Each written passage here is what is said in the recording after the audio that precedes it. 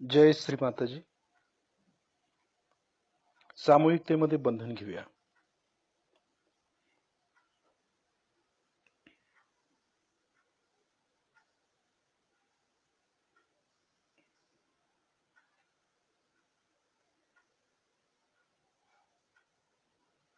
शिस्तीत बंधन घ्यायचं आहे आपल्याला. आपल्या हाताबरोबर कुंडलिनी वर आली पाहिजे एवढी आपली तयारी करायची. एवढ्या व्हायब्रेशन्स आपल्या हातामध्ये पाहिजेत. कवच घेताना पण शिस्तीत.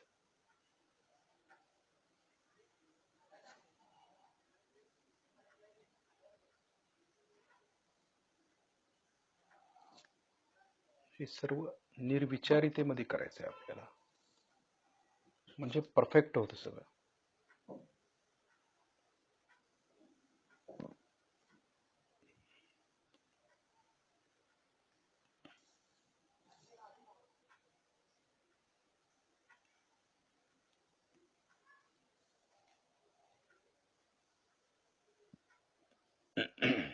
आता आपले दोन्ही हात श्रीमातांच्याकडे.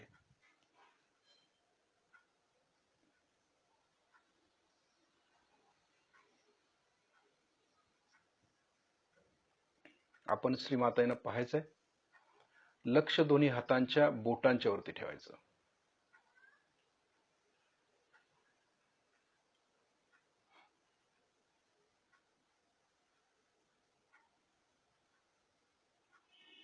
पूर्ण समर्पित व्हायचंय आपण श्रीमातांना.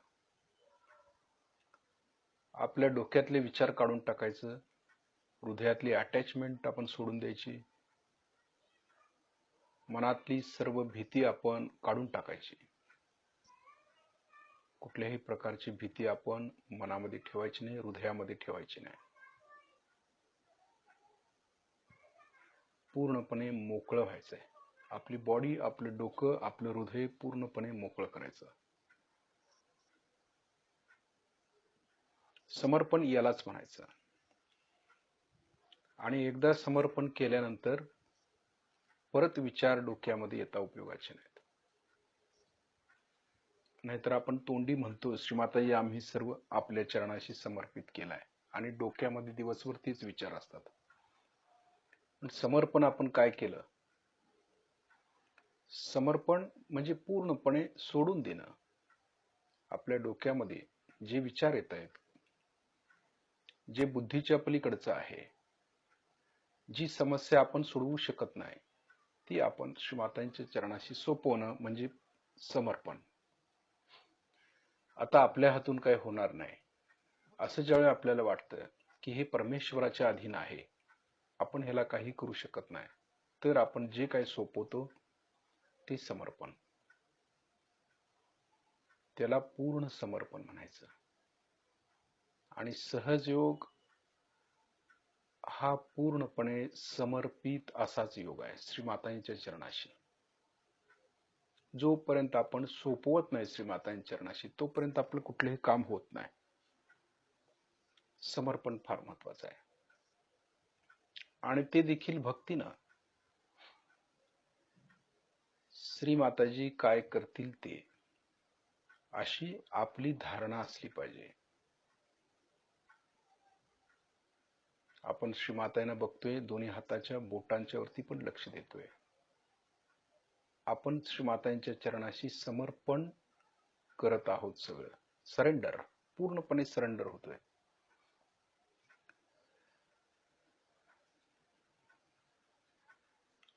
आणि आपल्या हृदयामध्ये आपण भक्ती जागृत करतोय श्रीमातांच्या विषयी. भक्ती श्रीमातांना बघत बघत आपण समर्पण तर करतोच आहे, पण भक्ती देखील जागृत झाली पाहिजे हृदयातून. आपल्या हृदयाला पाझर फुटला पाहिजे भक्तीचा, समर्पणाचा. कारण आपल्याला माहिती आहे की आपल्याला समस्या आहेत, आणि त्या सर्व समस्या आपण श्रीमातांच्या चरणाशी ठेवलेल्या आहेत. कितीतरी वर्ष आपण या समस्येला झुंजतो आहे, पण तरी देखील काही वेळेला आपल्या समस्या सुटत नाहीत. आपण करत राहतो भक्तीनं, परंतु काही वेळेला सुटत नाहीत, काही वेळेला ते भोगावं लागतं आपल्याला. ही श्रीमातांची इच्छा आहे ते स्वीकारणं. ही श्रीमातांच्या वरची भक्ती आहे आपली, की जे श्रीमाताजी देतील ते आपण घेतलं पाहिजे. काही साधकांना असं वाटतं की आपण सहयोग करतोय, श्रीमातांचं एवढं करतोय, तरी आपल्याला एवढे प्रॉब्लेम येतात आणि हे प्रॉब्लेम श्रीमातांनी सोडवावेत असं वाटत राहतं आपल्याला. अगदी खरं आहे, परंतु ही परीक्षा पण आहे आपली. सगळंच काय सुखात चाललं नाही पाहिजे, थोडं दुःखही आलं पाहिजे. श्रीमाताजी जे देत आहेत आपल्याला सुख आणि दुःख, ते आपल्याला दोन्ही बरोबर घेता आलं पाहिजे. आपण फक्त सुखाचीच अभिलाषा नाही करायची, दुःख पण घेतलं पाहिजे. संत तुकारामांनी काय सांगितले की बाबा आम्हाला दुःख द्या, सुख नको. सुखामध्ये आम्ही परमेश्वराला विसरतो, विठ्ठलाला विसरतो. दुःख जर दिलास तर त्यामध्ये आम्ही परमेश्वराची आठवण तरी काढतो निदान. तसंच हे आहे, परंतु श्री माताजी म्हणत नाहीत की आपण तुम्ही दुःखात राहावं आणि दुःखात राहून आपण संसार करावा, असं श्री माताजी कधी म्हणत नाहीत, कारण ती आई स्वरूपात आहेत.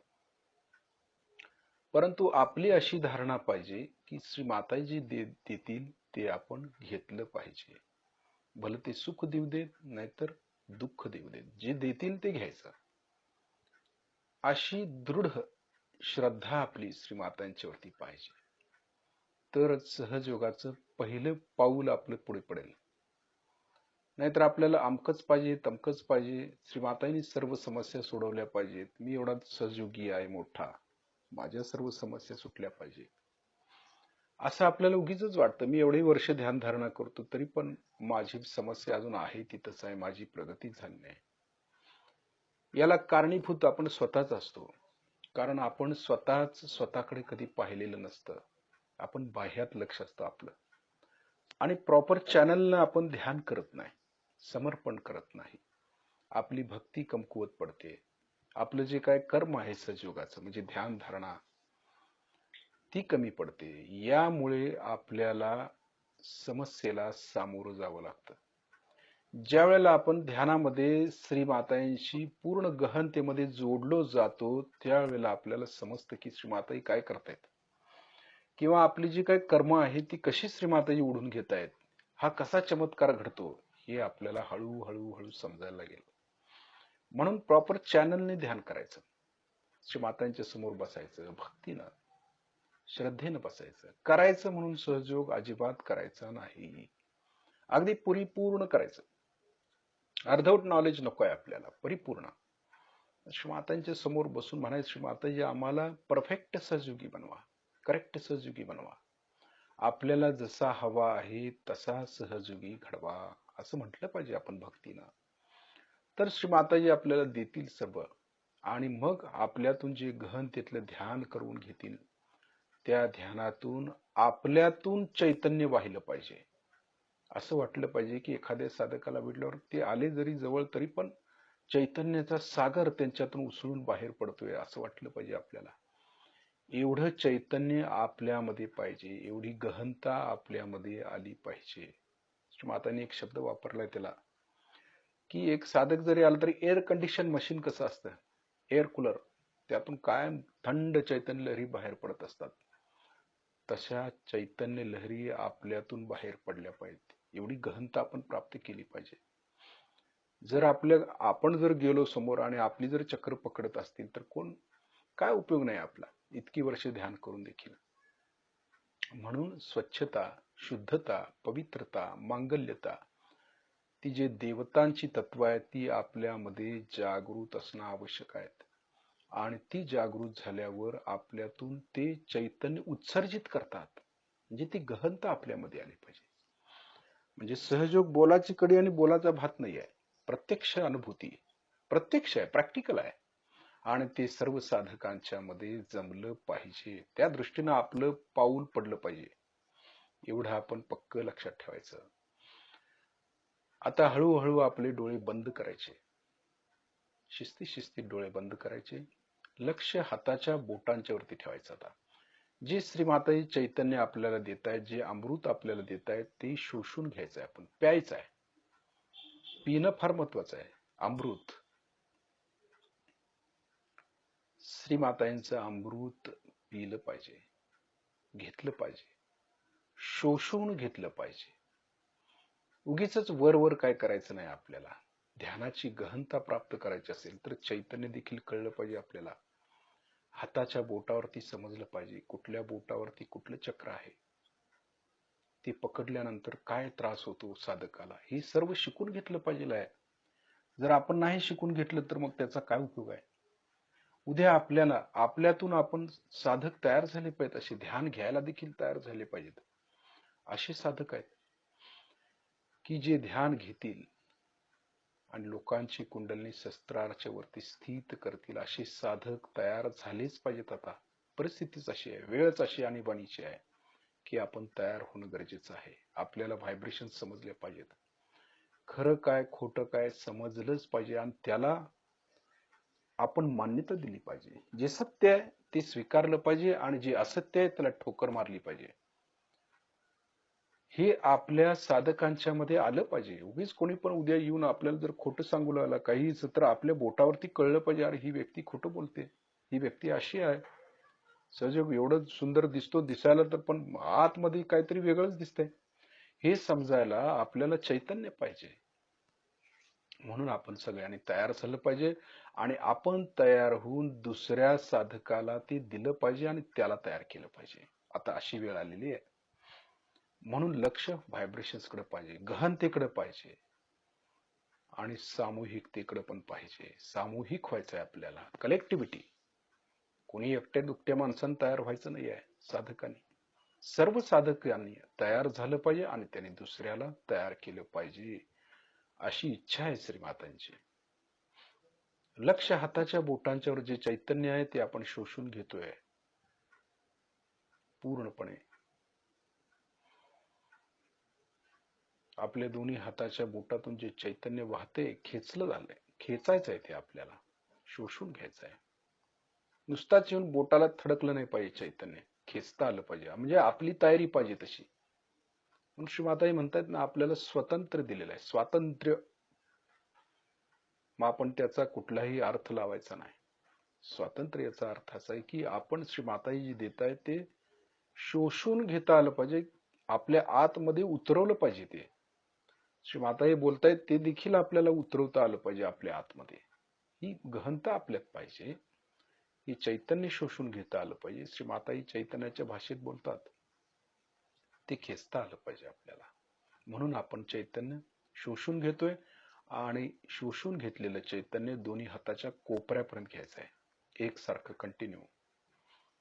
म्हणजे त्या शक्तीशी जोडलं जायचंय चैतन्यानं, व्हायब्रेशन्सने.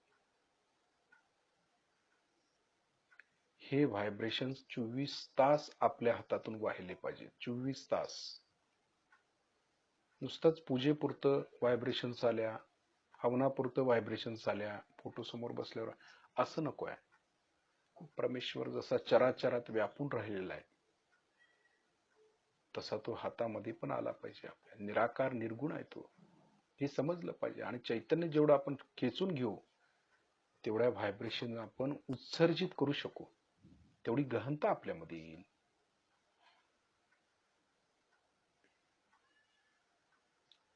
त्यानंतर आपला उजवा हात डाव्या स्वादिष्ठान चक्रावरती ठेवायचा आहे. आपला उजवा हात डाव्या स्वादिष्ठान चक्रावरती, डाव्या बाजूला ओटी पोटावरती. आता ज्या ठिकाणी आपण हात ठेवलेला आहे त्या ठिकाणी लक्ष केंद्रित करायचं, त्या चक्रावरती लक्ष द्यायचं आहे. हे शुद्ध विद्येचं स्थान आहे, निर्मल विद्येचं स्थान आहे. इथं म्हणायचं आहे, श्री माताजी कृपा करून मला शुद्ध विद्या द्या, निर्मल विद्या द्या, पवित्र विद्या द्या. जे काय अशुद्ध आमच्या आतमध्ये गेलेलं आहे ते सगळं काढून टाका आणि आम्हाला शुद्ध करा, पवित्र करा, निर्मळ करा. हे चक्र आपलं शुद्ध असणं अत्यंत आवश्यक आहे. कारण कुठल्याही प्रकारची निगेटिव्हिटी जर आपल्या आतमध्ये घुसली किंवा आपल्या आतमध्ये आली तर ती पहिला बसायची जागा, राहायची जागा हुडकते, आपलं घर तयार करते ती. आणि ती कुठं करते तर डाव्या स्वादिष्ठांवरती जाऊन बसते. म्हणजे आपल्या पवित्रतेलाच ती पहिला हात घालते आणि आपली पवित्रता नष्ट करते आणि आपल्यामध्ये मग अपवित्र विचार यायला चालू होतात, निगेटिव्ह विचार यायला चालू होतात आपल्या डोक्यामध्ये. आपण पॉझिटिव्ह विचारच करू शकत नाही. जरा काय झालं की नकारात्मक बोलतो, आपण नकारात्मक वागायला सुरू करतो. ही निगेटिव्हिटीचं काम आहे. म्हणून सुरुवातीलाच आपण इथं हात ठेवून म्हणायचंय, श्री माताजी कृपा करून मला शुद्ध विद्या द्या, निर्मल विद्या द्या. जी काय बाधा आहे ती इथून निघून जाऊ दे, स्वच्छ होऊ द्या. हे गणेश तत्व आहे. सुरुवातीला गणेश तत्वाच्या वरतीच थर येऊन बसतात निगेटिव्हिटीचे. आपल्याला माहितीये काही वेळेला श्रीमातांच्या फोटो वरती देखील नकारात्मकता येऊन बसते, ती आपण स्वच्छ करायची आहे. म्हणून तर रोज आपण फोटो स्वच्छ पुसायचा आहे, हळद कुंकू जे काय ते आपण लावायचंय, पूजन करायचं आहे आणि त्याला बंधन घालायचंय. फोटोला बंधन घालून ठेवायचं कायम, म्हणजे व्हायब्रेशन्स तिथं असल्या पाहिजेत. फोटो समोर बसले की व्हायब्रेशन्स जाणवले पाहिजेत. हे फार महत्वाचं आहे. आपण काय करतो, फोटो एकदा ठेवलं की कधीतरी पुसतो, हळद कुंकू वगैरे लावतो, परंतु व्हायब्रेशन्स आपल्याला समजत नाहीत. हे कळलं पाहिजे, हे महत्वाचं आहे. सगळ्यात महत्वाचं तत्व काय, व्हायब्रेशन्स समजल्या पाहिजेत फोटो समोर, तर आपण सहयोगी. नाहीतर कसले सहयोगी, नुसता पूजन करणारे पंडित व्हायचं नाही, आपल्याला भटजी व्हायचं नाहीये. आपण साधक आहोत. आपल्याला कळलं पाहिजे श्रीमातांनी ज्या शक्त्या दिल्यात त्या आपल्या हाताच्या बोटावरती समजलं पाहिजे. व्हायब्रेशन्स कशा आहेत, काय आहेत, फोटोतनं कशा व्हायब्रेशन्स यायला लागलेल्या आहेत. कलेक्टिव्हिटी जर आपण जोडलो गेलो असू कलेक्टिव्हिटीमध्ये, तर फोटो मधून देखील एखाद्या साधकाला जर त्रास होत असेल तर फोटोतनं पण कळतं किंवा ही चक्र लागते. आपली तर कुंडलिनीवर आहे, परंतु बोटावरती मात्र आपल्याला काही वेळेला चक्र लागायला चालू होतात. त्यावेळी समजायचं की कलेक्टिव्हिटी मध्ये काही प्रॉब्लेम आहे, तो आपण स्वच्छ करायचा, क्लिअर करायचा. म्हणून फोटो समोर बसणं आवश्यक आहे. श्री माताजी कृपा करून मला शुद्ध विद्या द्या, निर्मल विद्या द्या. ज्या ठिकाणी हात ठेवलाय त्या चक्रावरती लक्ष देऊन म्हणायचं, भक्तीनं म्हणायचं. आणि अशुद्ध काय आपल्या आतमध्ये जाऊ द्यायचं नाही. पंचेंद्रियातून अशुद्ध आतमध्ये जातं. पंचेंद्रिय म्हणजे काय, आपलं नाक, डोळे, कान, तोंड, या सगळ्यातून आतमध्ये निगेटिव्हिटी जाऊ शकते. बघा, डोळ्यातून जर अशुद्ध काय बघितलं, डोळ्यातून जाते आत. जर कानाने काय अशुद्ध ऐकलं, निगेटिव्हिटीचं काय ऐकलं, तर कानातून जाऊ शकते. नाकातून वास जर घाण वास कुठनं आला, काय झालं, तर आपल्या नाकातून पण जाऊ शकते. तोंडातून म्हणजे जे खातो पितो त्यातून देखील निगेटिव्हिटी आतमध्ये जाऊ शकते. म्हणून जे काय करायचं ते व्हायब्रेटेड, आणि हे सर्व जोडलंय कुठं, पंचेंद्रिय तर विशुद्धी चक्र, विशुद्धीला जोडलेलं आहे. म्हणजे ते गाळणं आहे. जर विशुद्धी आपली स्वच्छ असेल, शुद्ध असेल, तर त्या गाळण्यातनं ती गाळून आतमध्ये जातं, मग आपल्याला कुठला त्रास नाही. जर विशुद्धी आपली खराब झाली असेल तर मात्र निगेटिव्हिटी डायरेक्ट आतमध्ये प्रवेश करते आणि डाव्या स्वादिष्टांवरती जाऊन बसते. म्हणजे आपण किती स्वच्छ असायला पाहिजे हे आपल्या लक्षात येईल. निगेटिव्हिटी आतमध्ये गेल्यावर किंवा तिला जाऊच न देण्यासाठी आपण काय केलं पाहिजे हे बघितलं पाहिजे. म्हणून जे काय करायचंय ते आपण शुद्ध, स्वच्छ आणि पवित्रच असायला पाहिजे. आता आपला उजवा हात श्रीमातांच्याकडे, डावा हात उजव्या स्वादिष्ठान चक्रावर ठेवायचा आहे. उजवा हात श्रीमातांच्याकडे, डावा हात उजव्या स्वादिष्ठान चक्रावरती. इथे म्हणायचंय, श्री माताजी कृपा करून आम्हाला ब्रह्मविद्या द्या. इकडं आपण निर्मल विद्या मागितली, आता इकडं ब्रह्मविद्या. इथं म्हणायचंय आपण, श्री माताजी आपणच करत्या, करवित्या आणि उपभोगत्या आहात. काही वेळेला असं उगाचच वाटतं आपल्याला की बाबा माझ्यामुळेच झालं किंवा मीच केलं म्हणून झालं, मी नसतो तर झालं नसतं, अमकं तमकं.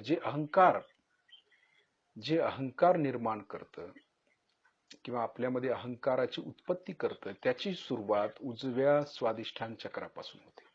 अतिकर्मी मनुष्य, अति काम करणारा मनुष्य, किंवा कुठल्याही गोष्टीचा अतिरेक करणारा मनुष्य जर असेल तर त्याचं राईट स्वादिष्ठान अगदीच खराब होऊन जातं किंवा ते लागायला चालू होतं.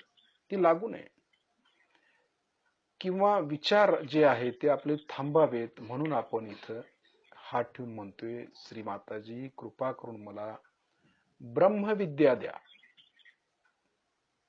ब्रह्मविद्या म्हणजे आमच्या हाताच्या बोटावरती आम्हाला समजावं कुठल्या बोटावर कुठलं चक्र आहे, ते खराब झाल्यानंतर ते कसं ठीक करायचं याचं जे ज्ञान आहे, जे महासरस्वती तत्वातून मिळतं, त्याची सुरुवात राईट स्वादिष्ठांपासून आहे. ते ज्ञान आम्हाला मिळावं, ती ब्रह्मविद्या आम्हाला मिळावी म्हणून आपण श्रीमाताने प्रार्थना करतोय.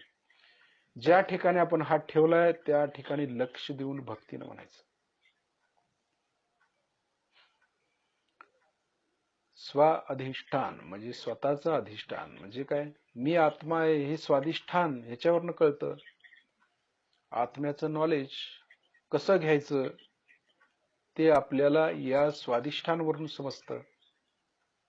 आणि हे जे काय स्वाधिष्ठान आहे ते भवसागरात फिरत असतं, म्हणजे नाभीच्या भोवतानी फिरत असतं. जसं पृथ्वीच्या भोवतानी चंद्र फिरतो, उपग्रह आहे तो, तसं नाभीभोवती भवसागरातून हे स्वाधिष्ठान फिरत असतं. म्हणून स्वतःचं अधिष्ठान जे आहे, हे स्वाधिष्ठान आपण कायम स्वच्छ ठेवायचं. आणि जर ते भवसागरात गेलं तर भवसागर खराब करतं आपलं.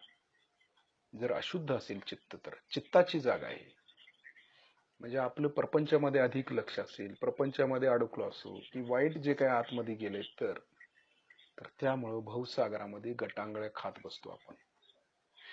श्री माताजी कृपा करून आम्हाला ब्रह्मविद्या द्या. आता डावा हात श्रीमातांच्याकडे, उजवा हात हृदयावरती ठेवायचा आहे डाव्या बाजूला. इथं म्हणूया, श्री माताजी आपल्या परमकृपेत मी शुद्ध आत्मा आहे, पवित्र आत्मा आहे. मी मन बुद्धी शरीर अहंकार काही नसून शुद्ध आत्मा आहे. हे कधी होईल तर आपलं डावं आणि उजवं स्वाधिष्ठान ज्या वेळेला स्वच्छ असेल, स्वतःचं अधिष्ठान ज्यावेळी आपल्याला कळेल की मी आत्मा आहे, त्यावेळेला आत्मा जागृत होतो. त्यावेळी कळायला लागतं, नाही बाबा मी हे शरीर नाही आहे, मी आत्माच आहे, हे समजायला लागतं आपल्याला. हे स्वाधिष्ठानमुळं. म्हणून स्वाधिष्ठान किती महत्वाचं आहे, ते स्वच्छ करणं किती महत्वाचं आहे हे आपल्या लक्षात येईल. श्री माताजी आपल्या परमकृपेत मी शुद्ध आत्मा आहे, पवित्र आत्मा आहे, निर्मळ आत्मा आहे. लक्ष आत्म्याकडे गेलं पाहिजे त्यावेळेला, हृदयात असणाऱ्या. कारण आत्मा हा शुद्धच आहे, तो कधीही अपवित्र होत नाही. परंतु आपले विचार, आपले संस्कार, आपली कर्म याची जळमट त्याच्या भोवती पसरलेली असतात आणि त्यामुळं आत्मा अगदी कोमेजून गेलेला असतो, त्याला काही कळत नाही, आतमध्ये दबा बसलेला असतो तो दबून. म्हणून आपण इथं हात ठेवून म्हणतो, श्री माताजी आपल्या परमकृपेत मी शुद्ध आत्मा आहे. जरी काय अशुद्ध असेल तरी ते निघून जातं, म्हणून चैतन्यानं. त्यानंतर आपला उजवा हात श्री मातांच्याकडे, डावा हात उजव्या अनाहत चक्रावर ठेवायचा.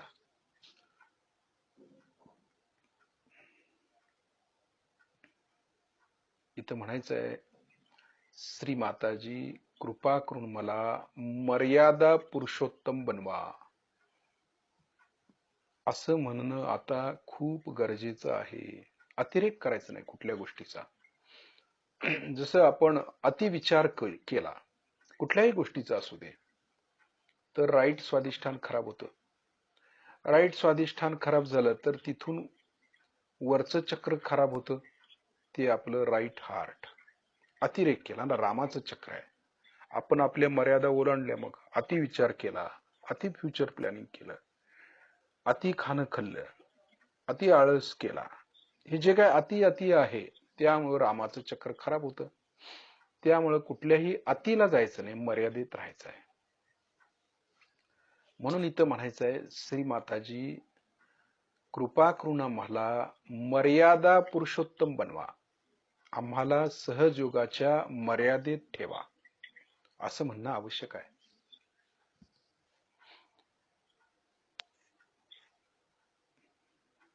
हे रामाचं आणि सीतेचं चक्र आहे. आपला आदर्श राम, प्रभू रामचंद्रजी आणि सीता माता. हे वायू तत्वाशी कनेक्टेड आहे. म्हणजे वायू तत्व जर खराब झालं आपलं, किंवा त्याचा जर त्रास होत असेल, तर वायू तत्वातनं व्हायरस, ज्याला म्हणतो की व्हायरस जो घुसतो आपल्यात, तो वायू तत्वातून येतो. मग ह्या चक्राला जर आपलं हे चक्र स्ट्रॉंग असेल, तर आपल्याला कुठल्याही प्रकारची बाधा आतमध्ये येऊ शकत नाही. कारण त्याला रोखणारे हनुमानजी आहेत. कारण वायू तत्व आहेत, ते वायुपुत्र आहेत. म्हणून रामाची भक्ती, ज्या वेळेला आपण रामाची भक्ती करतो, त्यावेळी हनुमानजी कार्यक्षम होतात, किंवा ते कार्य करतात, कार्यान्वित होतात. म्हणून प्रभू रामचंद्रांचं हे चक्र आहे, ते आपण व्यवस्थित ठेवायचं. अति करायचं नाही कुठल्या गोष्टीचं, अति मद, अति अहंकारी व्हायचं नाही. भक्ती, त्यासाठी भक्ती केली पाहिजे. जशी शबरीने भक्ती केली ना रामाची, तशी भक्ती पाहिजे आपली. आणि तशा भक्तीनं मग हे राईट हार्ट आपलं व्यवस्थित राहतं. नाहीतर आपल्यामध्ये विचार असतील, अहंकार असतील, बौद्धिक आपल्यामध्ये विचार खूप असतील, तर हे रामाचं चक्र अति खराब होतं. म्हणून सहयोग करण्या निदान तरी आपण शांत असायला पाहिजे. शांत, जसं राम धीर गंभीर शांत होते, त्याने आपल्याला एक आदर्श घालून दिला, तसं आपण पाहिजे. आणि रामासारखं जर झालो आपण, तर कुठलाही आजार आपल्याला होणार. रामबाण म्हटले त्याला. नुसता विचार मात्र न आपलं कार्य फलद्रूप होतं आपलं. रामबाण म्हणतात त्याला. मग त्यासाठी हे रामाचं चक्र खराब पाहिजे. जे खराब झालं ते आपलं आपोआप स्वच्छ होऊन जाईल ना, राम जागृत झाल्याबरोबर. म्हणून हे कायम स्वच्छ ठेवायचं चक्र, शुद्ध ठेवायचं, पवित्र ठेवायचं. त्यांच्याप्रमाणे जे काही सांगितले त्यांचं आचरण आपण करायचं.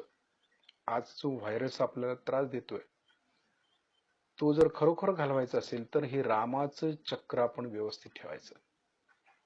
आपण बघायचं की आपली नजर कशी आहे, भूमी तत्वाकडे आहे का आणखी कुठं आहे, का सारखी वळून वळून बघतो, इकडे तिकडे बघतो, हे बघितलं पाहिजे ते बघितलं पाहिजे, वासना जागृत झाले, तर आपल्याला हे चक्र खराब झालं तर ताबडतोब व्हायरसचा त्रास व्हायला चालू होईल. हे चालणार नाही आता इथनं पुढे. कारण आता जे चालू आहे, ते जे पक्के आहेत तेच यामध्ये व्यवस्थित राहणार आहेत. जरी आपण सहयोगी असलो, तर आपल्याला अधिक आणि जबाबदारीचं काम आहे, खूप जबाबदारीचं काम आहे, की आपण अधिक कार्यक्षम झालं पाहिजे आहे, आपण अधिक संवेदनशील झालं पाहिजे. श्रीमाताने जे सांगितले ते तत्व, ती आपण अधिक आचरणात आणली पाहिजेत. खाली मान घालून भूमी तत्वाकडे बघून चाललं पाहिजे. कुठल्याही गोष्टीचा अतिरेक करायचा नाही, हे पक्क लक्षात ठेवून कार्य करायचं आहे. हे पकडूनच द्यायचं नाही चक्र, पकडलं गेलं असं नाही, पकडू द्यायचं नाही. हे लक्षात ठेवावं सर्व साधकांनी. आपण सहजयोगी, आपल्याला काय होणार नाही. चक्र खराब झाली तर काही होऊ शकतं आपल्याला. आपण जर ती तत्व, ते रामाचं तत्व असू दे, कृष्णाचं तत्व असू दे, जर तत्व अंगीकारलं नाही, ती देवता जर जागृत नसेल, तर कुठलाही त्रास होऊ शकतो आपल्याला. म्हणून आपण तत्वमसी, जसं गणेश अथर्वशीर्षामध्ये सांगितले की तत्वमसी म्हणजे तत्वाचं आचरण पाहिजे, ती देवता जागृत पाहिजे, त्याचे गुण आपल्यामध्ये आले पाहिजे, ती गहनता आपल्यामध्ये आली पाहिजे, तर कार्य होईल ना. नाहीतर कसं नुसतंच ध्यान करणारे योगी काय उपयोग आहेत तिचे. देवता जागृत पाहिजे. लोकांनी म्हटलं पाहिजे ना, बाबा ही व्यक्ती रामासारखी आहे, शांत आहे, समाधानी आहे, असं लोकांनी म्हटलं पाहिजे आपल्याला. लोकच म्हणतील हे सहयोग करतात आणि असले उद्योग करतात, असं म्हटल्यावर मग काय उपयोग आहे आपला, आपलं कुठेतरी चुकतं, असं होता उपयोगाचं नाही. तर हे तत्व आहे, हे तत्व रामाचं असू दे, कुठल्याही देवतेचं, ते जागृत ठेवलं पाहिजे आपण. आता डावा हात श्रीमातांच्याकडे करायचा. आता उजव्या हाताचा तळवा आपल्या डोक्याच्या टाळूवर दाबून धरायचा, मान थोडी खाली झुकवायची, हात दाबून शिस्तीत फिरवायचा. आता ज्या ठिकाणी आपण हात दाबून फिरवतोय त्या ठिकाणी लक्ष केंद्रित करायचं. इथं म्हणूया, श्री माताजी, आपण साक्षात श्री सहस्त्रार स्वामिनी आहात. कृपा करून आमच्या सहस्त्रदल कमलामध्ये विराजमान व्हा. हात दाबून शिस्तीत फिरवायचं. श्री माताजी, आपण साक्षात श्री आदिशक्ती आहात. कृपा करून आमच्या सहस्त्रार चक्रामध्ये विराजित व्हा. आता तो हात वरती उचलायचा, टाळूपासून वर 7-8 इंच वर, वर खाली मागे पुढे गोल फिरवून बघायचं. टाळूतून आपल्याला जाणवतं का थंड चैतन्य लहरी वरती येतात का बघायचं. हात खाली घेऊया. आता बघूया आपली कुंडलिनी शस्त्रार्थ भेदन करून वर आली का बघायची.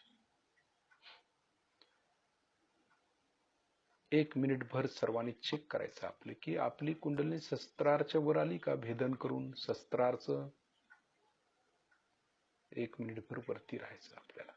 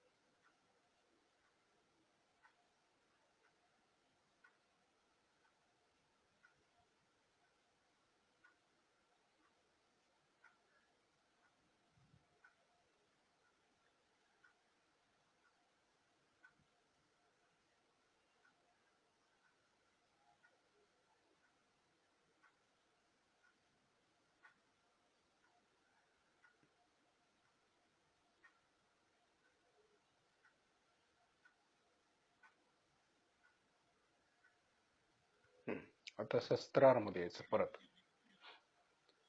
शिस्तीत यायचं शस्त्रार मध्ये. आता शस्त्रार मधली जाणीव आपण घ्यायची. बघायचं आपली म्हणजे ब्रह्मरंध्र किती ओपन झालंय आपलं.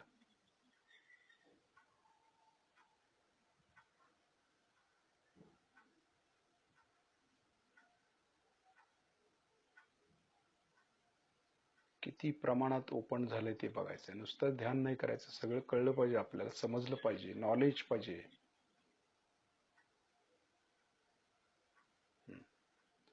आता ब्रह्मरंध्रातून खाली यायचंय आज्ञेमध्ये. शिस्तीत यायचं. आज्ञा, आज्ञेतून विशुद्धी, वरून खाली लक्ष विशुद्धीपर्यंत. त्या चक्राला चैतन्य देत खाली यायचंय आपल्याला. लक्ष त्या नाडीवरती पाहिजे. आपली जी ब्रह्मनाडी आहे ती विस्तारित झाली पाहिजे. विस्तारित, ती जाडी वाढली पाहिजे. जशी कुंडलिनीची जाडी वाढली की ब्रह्मनाडीची जाडी वाढते. विशुद्धीतून अनाहत पर्यंत यायचं आहे. शस्त्रार मधून अनाहत.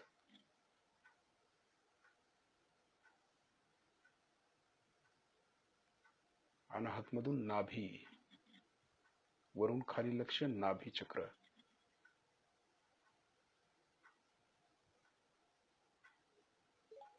नाभीतून स्वादिष्ठान,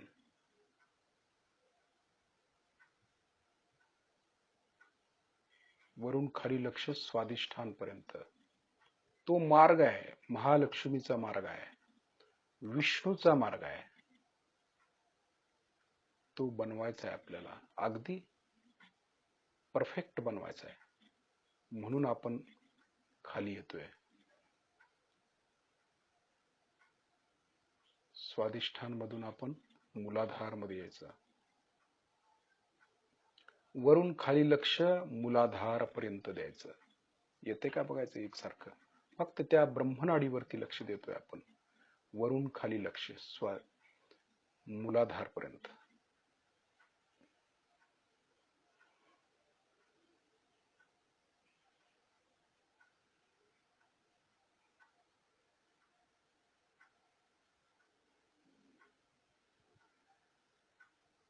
आता पूर्ण लक्ष मूलाधार मध्ये द्यायचं आहे. पहिला श्री गणेशांची प्रार्थना करूया. त्यांना आवाहन करूया की ते आपल्या मूलाधार मध्ये जागृत होऊ देत म्हणून. लक्ष मूलाधार शक्ती केंद्र.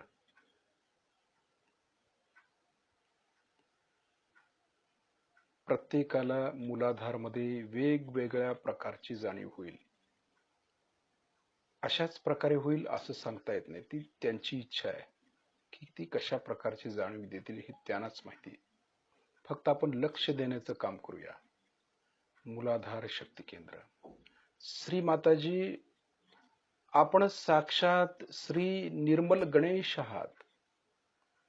कृपा करून आमच्या मूलाधार शक्ती केंद्रावरती जागृत व्हा. श्री माताजी, श्री गणेश स्वरूपात आमच्या मूलाधार शक्ती केंद्रावरती या.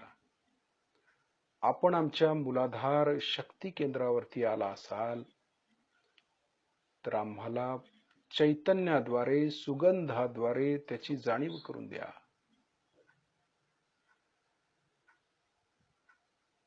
त्यांची जाणीव होणं फार महत्वाचं आहे.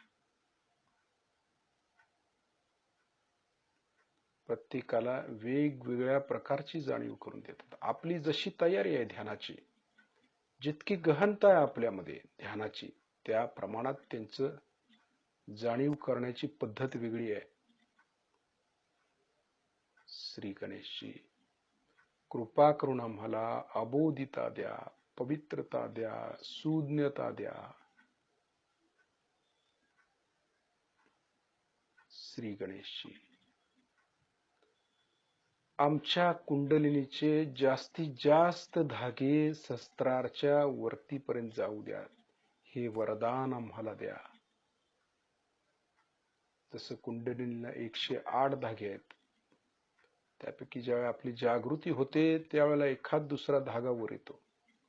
बाकीचे जे धागे आहेत ते आपण आपल्या तपश्चर्येनं, आपल्या ध्यानानं, आपल्या गहनतेतनं आपण ते वरती आणायचे असतात. ही तपश्चर्या, ही श्रीमातांनी आपल्यावरती सोपवलेलं आहे, सर्व साधकांच्या वरती. आणि गहनतेत आपण त्यासाठीच जायचं असतं, ध्यान त्यासाठीच करायचं असतं, चैतन्य त्यासाठी शोषून घ्यायचं असतं. हे आपल्याला समजलं पाहिजे. म्हणून श्री गणेशांना आपण प्रार्थना करतोय की ती जी काय सुबुद्धी आहे, कुंडलिनी जास्तीत जास्त सहस्त्रारच्या वरती राहू दे किंवा गहनतेत जाता यावं, कुंडलिनीचे जास्तीत जास्त धागे वरती यावेत, म्हणून आपण श्री गणेशांना प्रार्थना करतोय, त्यांच्याकडून वरदान मागतोय आपण.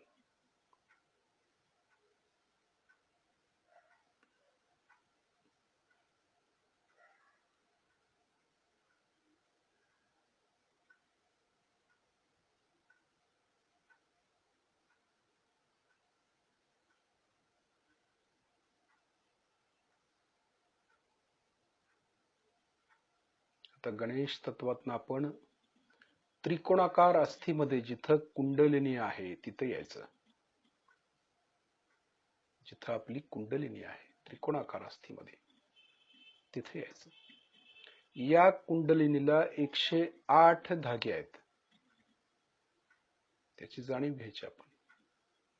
आता आपल्यामध्ये किती धागे वर आले ते आपल्याला माहिती आहे चांगलं. खरोखर ध्यानाची गहनता प्राप्त होत असेल आपल्याला तर कळतं आपल्याला.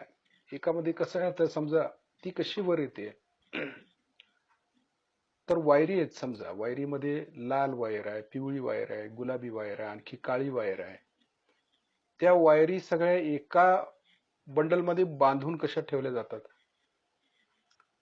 प्लॅस्टिकच्या बंडलमध्ये, तसं ते कुंडलिनीचं आहे. तसे धागे वर येतात आणि त्या कुंडलिनीची जाडी वाढते आपली.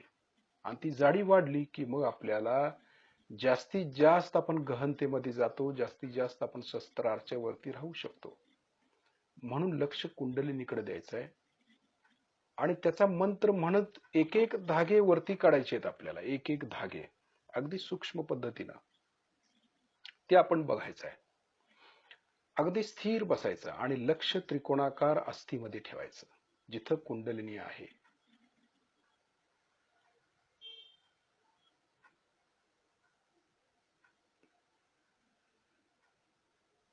आता ओम हे बीजाक्षर आपल्याला उच्चारायचं आहे.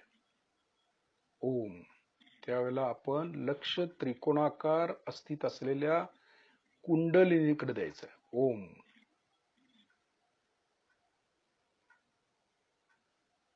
आणि ज्या वेळेला ह्रीम म्हटलं जाईल, ओम ह्रीम, ह्रीम म्हटल्यानंतर काय करायचं, कुंडलिनीला वरती उचलायची. एक धागा वरती उचलून शस्त्राच्या वर नेऊन सोडायचं. त्याला ह्रीम असं म्हटल्याबरोबर ओम आपण त्या कुंडलिनीकडे लक्ष देऊन म्हणतोय. आणि ह्रीम म्हणताना काय करायचंय, तर त्या कुंडलिनीचा एक धागा उचलायचा आहे आणि तो पाठीच्या मणक्यातून नेत नेत शस्त्रारमधून तो बाहेर काढून आकाश तत्वात नेऊन सोडायचं. त्याला एवढं काम करायचं आहे. ह्रीम याचा अर्थच असा आहे की कुंडलिनीला आपण पुश करतोय. ह्रीम, ह्रीमचा अर्थ वरती उचलणे असा अर्थ आहे, खरा मंत्र आहे तो ह्रीम. आपण त्या पद्धतीने मंत्र म्हणत एक एक धागे वरती आणायचे आहेत.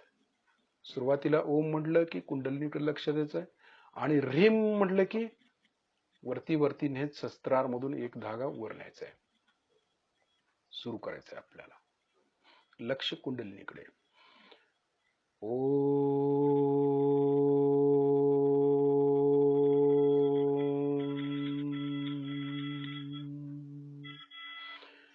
ह्रीम.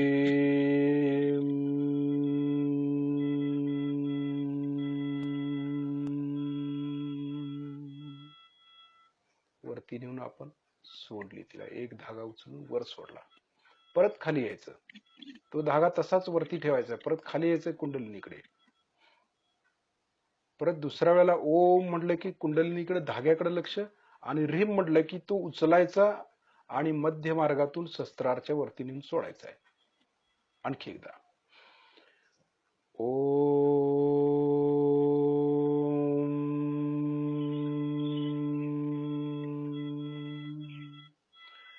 ह्रीम.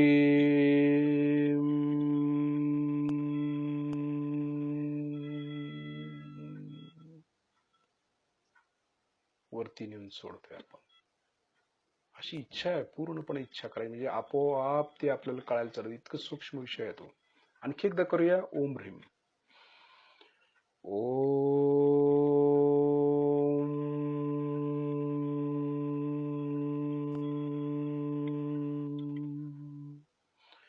ह्रीम.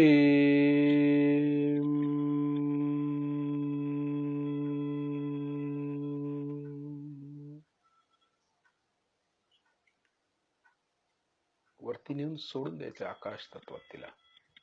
परत खाली यायचं आहे. परत एकदा ओम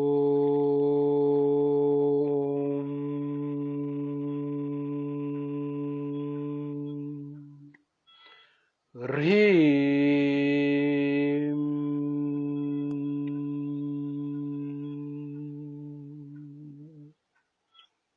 वर नेऊन सोडायची.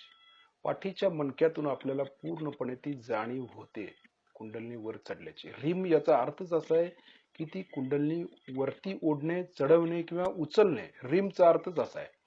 आणि ओम म्हटल्यानंतर काय होतं, कुंडलिनी सतर्क होते. ओम म्हणजे तो असा मंत्र आहे की त्याच्यानं व्हायब्रेशन्स तयार होतात. व्हायब्रेट ज्याला म्हणतो की हलतं, थरथरणं, थरथरते, म्हणजे कुंडलिनी अलर्ट राहते. आणि ह्रीम म्हटलं की ती वरती येते, शस्त्रारच्या बाहेर येते, असा आहे त्याचा अर्थ.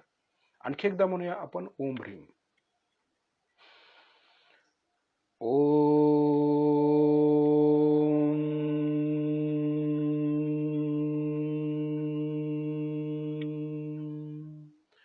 ह्रीम.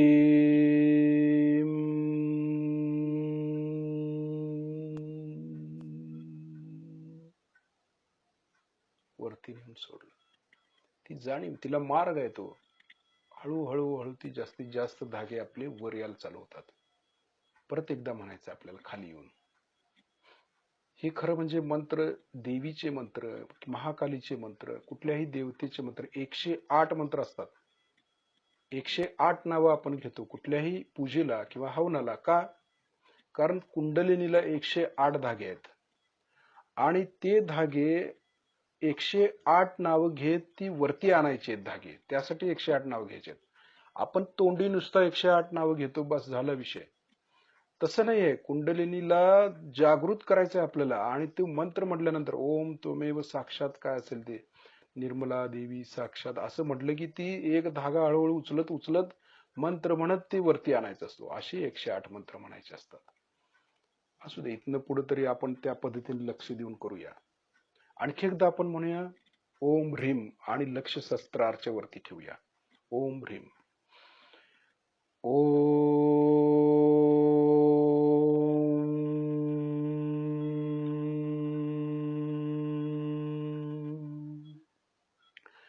ह्रीम.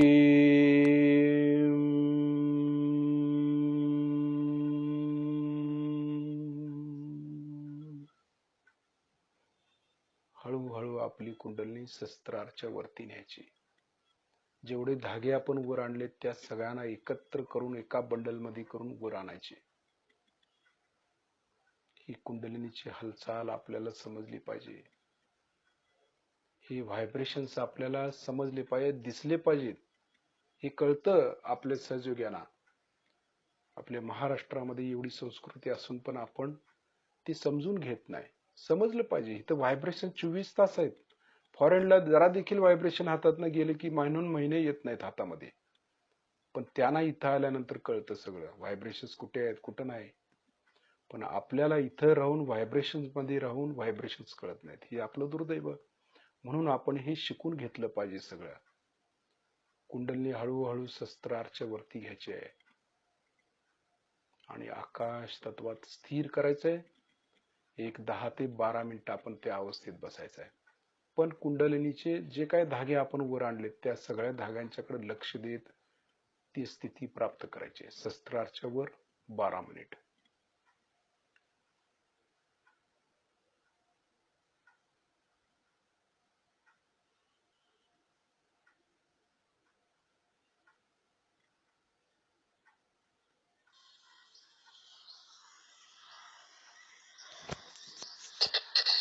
यांना जे सांगत होते की आपण हे म्हणतो की परमेश्वर सर्वशक्तिमान आहे, असं आपण म्हणतो. म्हणजे आपल्याला माहिती आहे लहानपणापासून आहे आणि तशी आपण भक्ती करतो, पूजाही करतो, सगळं काही करतो. पण तो किती शक्तिमान आहे त्याची जर आपल्याला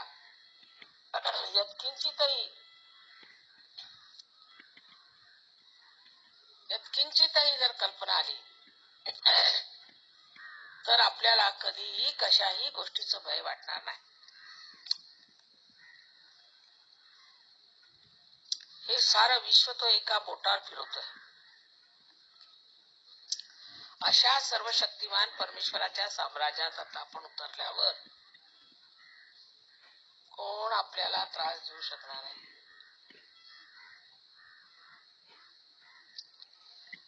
कोणाची अशी हिंमत आहे जो आपल्याला त्रास देऊ शकेल? नुसते तुम्ही त्या माणसाला, त्या जीवनाला, कोणालाही तुम्ही बंधन द्या. अगदी एक बंधनात तो मनुष्य ठिकाणी नाही लागला तर तुम्ही मला कळवा किंवा त्याच्या मी बंधन दिलं. पण तुमच्यामध्ये स्थैर्य असायला पाहिजे. कारण जर मोडकं तोडकं जर यंत्र असलं तर ते फिरून काय कामाचं, किंवा रडकं असलं तर त्याहून बदतर. तर ते हिंमतवालं जर तुमचं यंत्र असेल पूर्णपणे, तर कोणाची हिंमत नाही तुमच्या केसाला सुद्धा हात लावण्याची. हे लक्षात ठेवलं पाहिजे. आपल्याला असं वाटतं की परमेश्वर म्हणजे कुठतरी बसलेला आहे, तसं नाही. सहयोगामध्ये आता तो कृतयुगात उतरलेला आहे. कृतयुग म्हणजे ब्रह्मचैतन्य हे कार्यान्वित झालंय, म्हणूनच आम्ही हे कार्य एवढ्याचे सहज करू शकतो. काल आपण पाहिलं की 5 मिनिटात सगळे लोक पार झाले ज्यांनी कधी माझं नाव सुद्धा ऐकलं नव्हतं. हे कसं झालं? मिरवणुकीत सहज सगळे लोक आले, कुठेतरी आपले बसले आणि सगळेच्या सगळे पार झाले. हे कसं शक्य? पण पार झाल्यावरती त्याच्यात घनात उतरण्याची आपली क्षमता असायला पाहिजे. तसेच आपल्या देशामध्ये अत्यंत कुसंस्काराने आपण गांजून गेलोय. धर्माच्या बाबतीत, गुरूंच्या बाबतीत इकडे तिकडे फार त्रास झालेला. तेव्हा आपलं यंत्र दुरुस्त करण्यासाठी सर्वप्रथम आपण या सर्व गोष्टींकडे नजर केली पाहिजे. आणि जसं ज्ञानेश्वरांनी म्हटलं, निरंजन पाहणे म्हणजे बघायचं, फक्त साक्षी स्वरूप होऊन हे सगळं बघायचं. असं का, हेही तुम्ही केलंय, तेही तुम्ही केलंय का?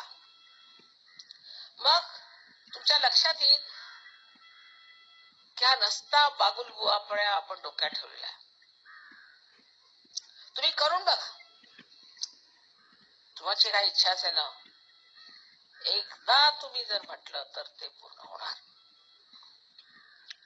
एक गृहस्थ शुक्ला म्हणून मद्रासला माझ्याजवळ आले. वर्षभरच, जास्त नाही.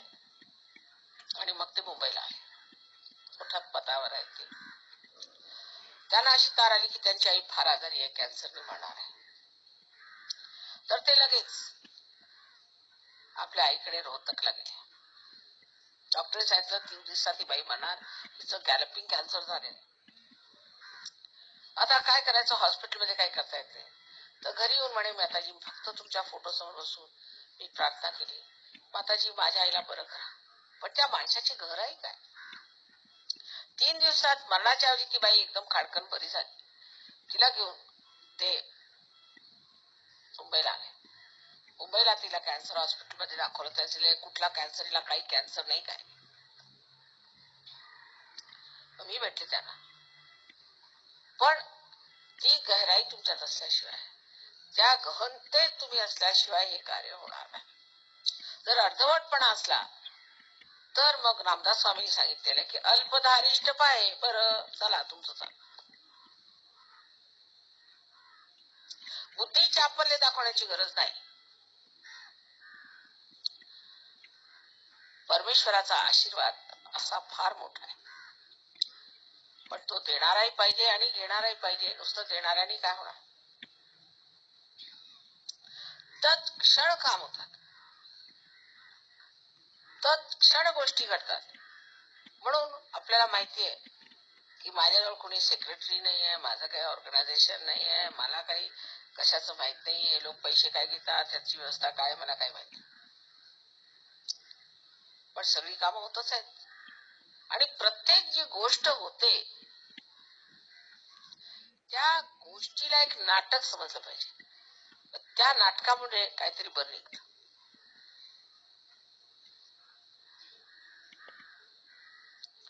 त्याच्यात काही ना काहीतरी फळ मिळणार आहे.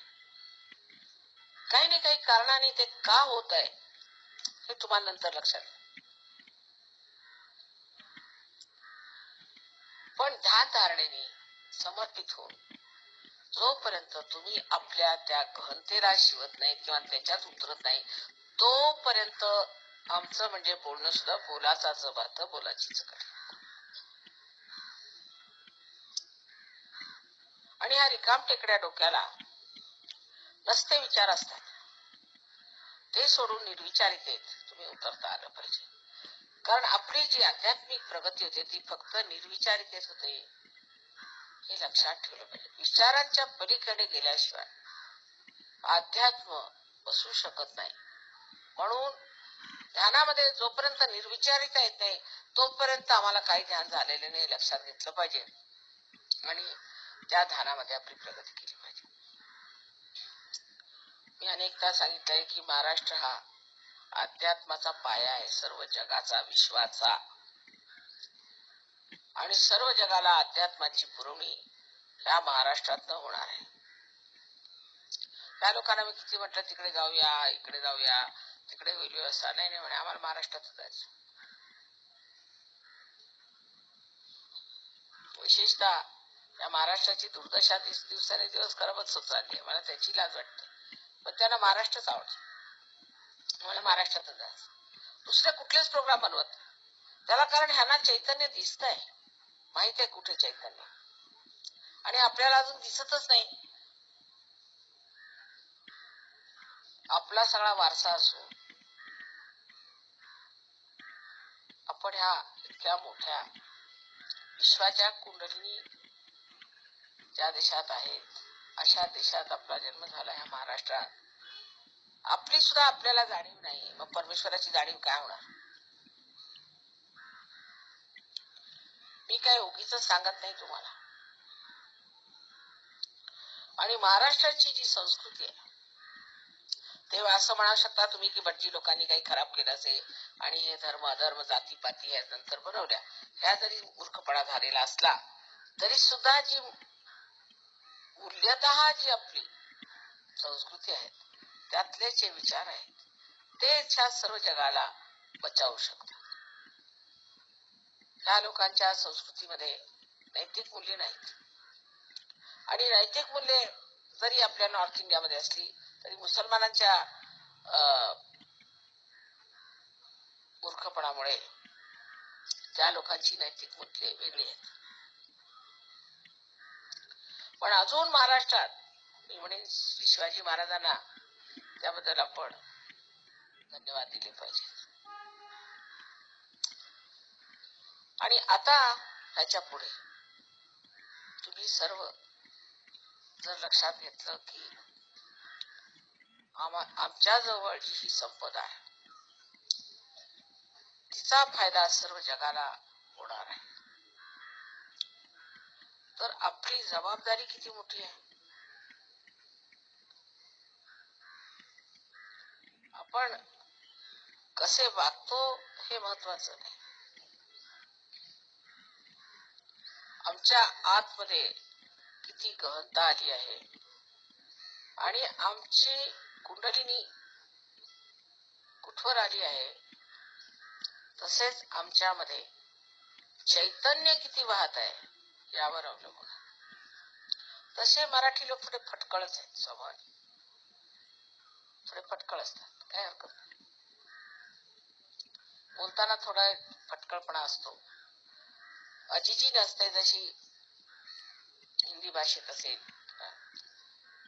आणि परखडपणे बोलण्याची पण इथे व्यवस्था आहे आणि लोक ते पसंत करतात, त्यात काही हरकत नाही. पण हरकत जी येते आपली ती इथे की आम्हाला जे साधू संतांनी एवढं मोठं सांगितलेलं आहे ते न जाणून घेता आम्ही सहयोगात सुद्धा व्रत वैकल्य, उपाशी मरणं, केस भादरून घेणं, काय काय प्रकार आहेत. ह्याचं व्रत त्याचं व्रत, म्हणजे पुष्कळ इथल्या पुरुषांचं असं म्हणे की आमच्या बायका अजून तेच करतात, 16 सोमवार करायचे. अहो तुमच्या आईनी केले आणि त्यांच्या आईनी केले तर काय मिळवलं त्यांनी? हे कुणी सांगितलं? तुम्ही उपाशी मारा पैसे आम्हाला द्या, असातला प्रकार येतो. आणि उपास करण्याचा इतका शौक आहे महाराष्ट्रात, तर देवाने सांगितलं बरं तुम्हाला उपास करायचा तसंच उपास करा, चला द्या गरिबी, कारण तुमचा शौकच आहे उपासाचा. ठीक आहे, उपास करायला पाहिजे ना, मग बरा उपाशी. देवाने सांगितलं बरं घ्या, तुम्हाला उपास पाहिजे, कशाला? आम्ही तुम्हाला देतच नाही काही, तर मग उपास होणार, म्हणजे फारच पुण्य लाभेल नाही का? म्हणजे जे उपाशी पोटी आहेत त्यांना काहीतरी विशेष पुण्य लाभतं, अशी जर तुमची कल्पना असेल.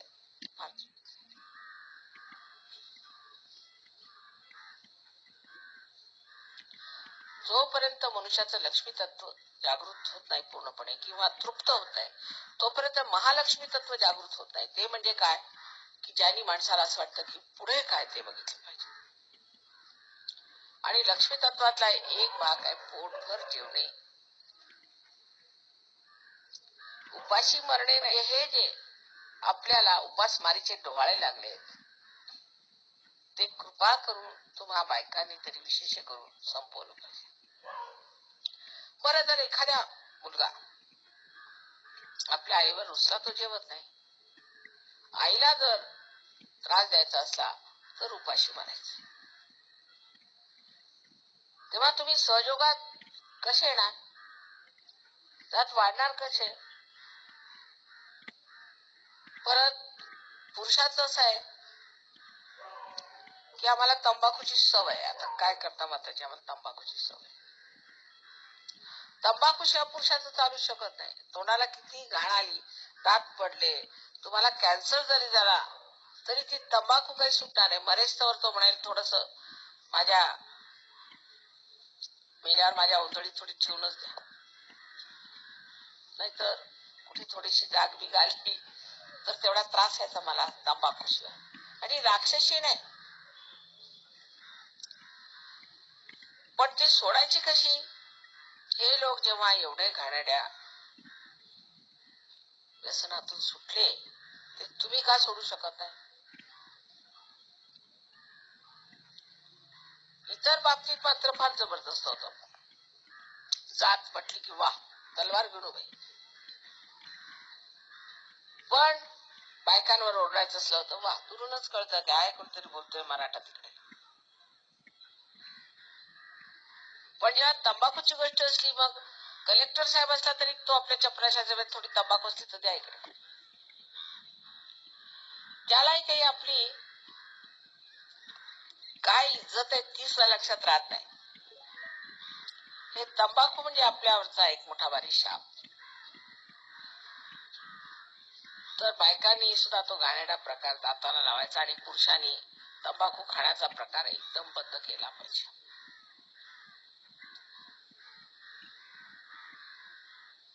कमीत कमी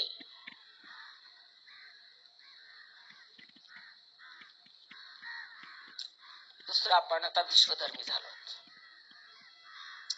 आपल्याला जात पात काही नाही. जात म्हणजे जे देवीने म्हटलेलं आहे की या देवी सर्व भूतेषु जाती रूपेण संस्था.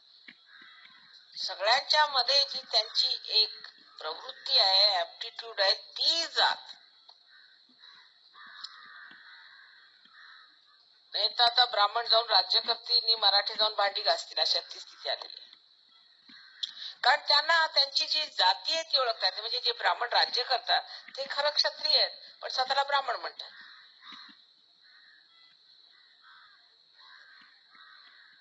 हा सगळा जो घोटाळा आहे तो लक्षात तेव्हाच तुमच्या येईल जेव्हा तुम्ही जाणाल की तुम्ही विश्वधर्मी आहात.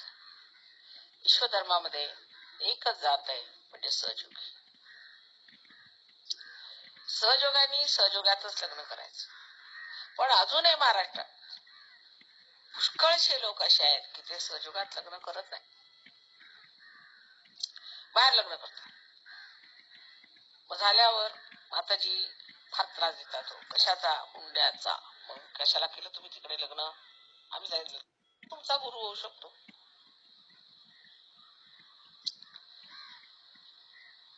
सहयोगात येऊन सुद्धा काही लोक असे आहेत की अजूनही असे बेकार लोकांच्या मागे धावतात आणि त्याचे त्रास होतात. मग आम्ही ते स्वच्छ करत बसायचं. परत गडबड झाली म्हणजे परत स्वच्छ. म्हणजे आता जन्मभराला आम्हाला हे धंदे लागले.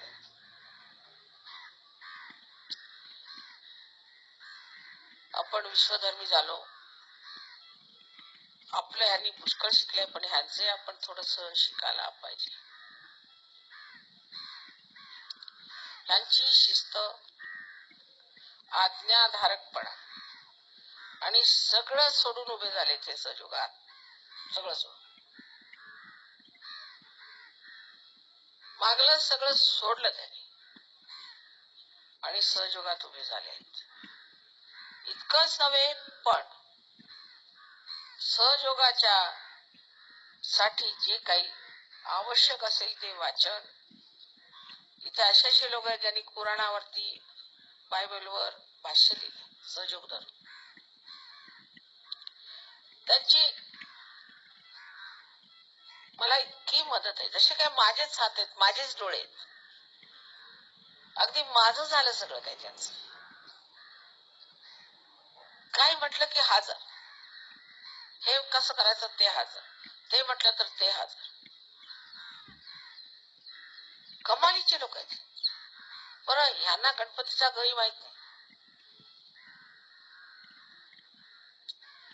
तर हे कुठेतरी फार मोठे लोक त्या देशात जन्माला आले की काय?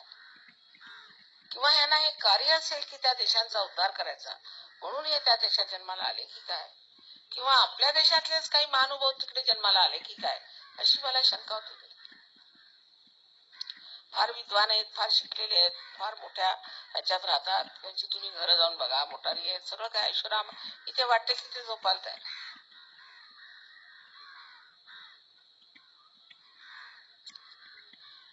तेव्हा यांच्यापासून आपल्याला हे शिकायला पाहिजे. त्यांनी आपल्यापासून पुष्कळ शिकलेलं आहे, ते दिसतच आहे समोर. पण आपण त्यांच्यापासून काय शिकलो ते लक्षात घेतलं पाहिजे. आता बघा, तुम्हाला गरमी होत होती तर थंडावा आला, सगळी व्यवस्था आहे. फक्त हे जाणलं पाहिजे की आज कृतयुग सुरू झालेला आहे आणि आपण सजयुगी आहोत. विशेष त्या सगळ्या मागच्या गोष्टी विसरून जायच्या. ते सगळे कुसंस्कार आहेत आणि आता जे सजयोगाचे संस्कार आहेत ते पांघरायचे. त्यांनी सौंदर्य वाढेल, अध्यात्माच. अजून 7 पूजा आहेत माझ्या, प्रत्येक तिसऱ्या दिवशी पूजा आहे. पूजेचा मला थोडा त्रासच होतो, कारण तुम्ही लोक तितकं ओढून घेत नाही चैतन्य. तेव्हा आजच्या पूजेला एवढं मी सांगितलं ते लक्षात ठेवा. सुरुवात आता आहे एक तऱ्हेने की सहयोगी होण्यासाठी जे काही बोजे आपण डोक्यावर घेतले ते सोडून टाकायचे. आपली मुलं बाळ वगैरे सर्व काही देवाच्या हवाली करायची. सगळं काम सुंदर होणार. आणि ह्या सगळ्या ज्या कल्पना आपल्या डोक्यात आहेत, किती वर्षापासून लोक झगडत राहिले की जायला पाहिजे पण जात नाही, त्या आता सहयोगातल्या प्रकाशात बघून आपण सगळ्या विसरल्या पाहिजे. आणि जे ह्या लोकांना आपल्याबद्दल वाटतं ते सिद्ध केलं पाहिजे, वाटलं पाहिजे त्यांना अजून माहितीच नाही आपला दुसरा शाप म्हणजे भाऊबंदकी. त्यांना भाषा समजत नाही, हे त्यांना माहितीच नाही. एक दुसऱ्याचे गळे घोटायला आपण फार हुशार लोक. स्वतःची प्रगती नाही झाली तर चालेल, पण दुसरा पुढे गेला तर त्याला खेचून काढा, हे यांना माहित नाही. त्यांना वाटतं आपण अगदी संत साधू आहोत, फार चांगले लोक, कधी आपापसात भांडण करत नाही, अशी यांना आपल्याबद्दल कल्पना. तर मी सांगायचं तरी त्यांना काय, पण सारखं आपापसामध्ये खलबत हे चालू की एक दुसऱ्याला कसं खेचून घ्यायचं, त्याचा काय फायदा होणार आहे. ही सगळी घाण आहे, राजकारणात राहू देत, आपल्या सहयोगात नको.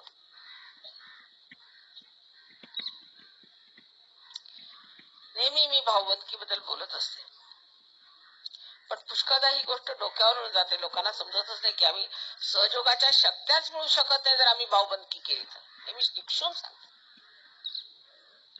नेहमी जेव्हा तुम्ही दुसऱ्याचा विचार करता, तुम्ही असा विचार केला होता की मी त्याच्या जागी असतं तर काय केलं असतं.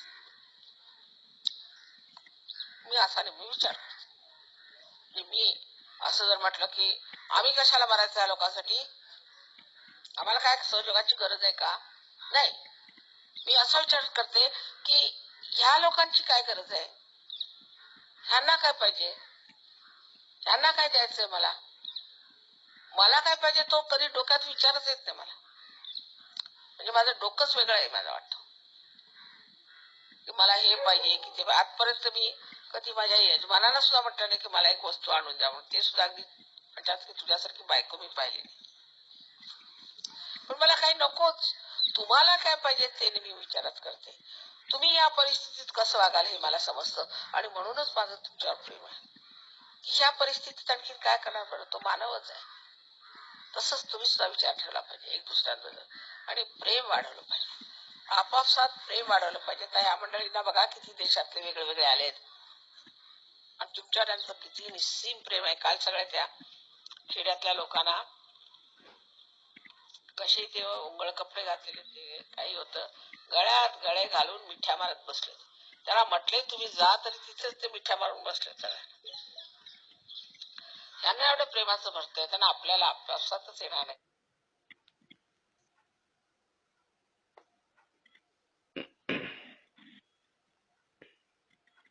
तर हळूहळू आपले डोळे उघडायचे, श्रीमातांच्याकडे बघायचं.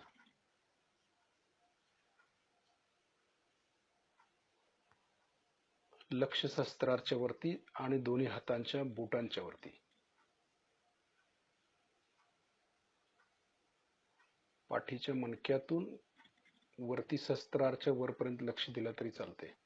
जसं आपण कुंडलिनीचे धागे वर काढले त्या पद्धतीने वर लक्ष दिला तरी पण चालते. लक्ष हाताच्या बोटांच्या वरती एक एक धागे वर काढायचे. असा प्रयत्न करायचा, अशी इच्छा करायची. बघतोय श्रीमाताईना.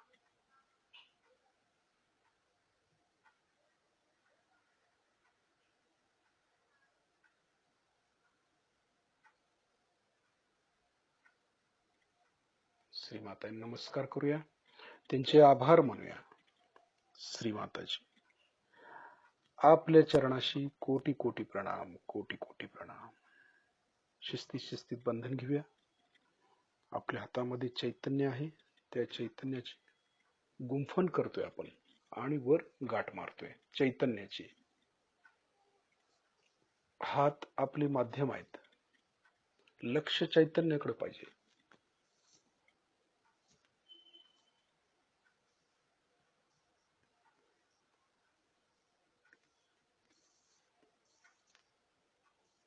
तिसऱ्या वेळेला 3 गाठी मारायच्यात आपल्याला. त्यानंतर कवच घेतोय आपण. शिस्तीत डोक्यावरून हात उजवीकडे, उजवीकडून डोक्यावरून डावीकडे. शिस्तीत कवच घ्यायचं. लक्ष चैतन्याकडे. चैतन्याचं कवच तयार होते आपल्या भोवती, तिकडे लक्ष पाहिजे, हाताकडे नको.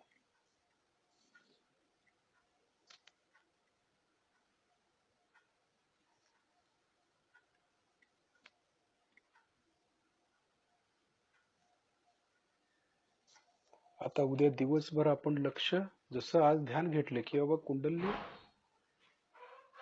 कुंडलिनीतले एक एक धागे वर काढून आपण शस्त्रामध्ये सोडले, तशा प्रकारच उद्या दिवसभर आपण ध्यान करायचं आहे. एकसारखं कंटिन्यू प्रयत्न करायचा आहे सर्वांनी की एक एक धागे वर काढून शस्त्राच्या वरती सोडायचे. अशाच प्रकारचं ध्यान आपण उद्या दिवसभर बघायचं आहे. जय श्री माताजी.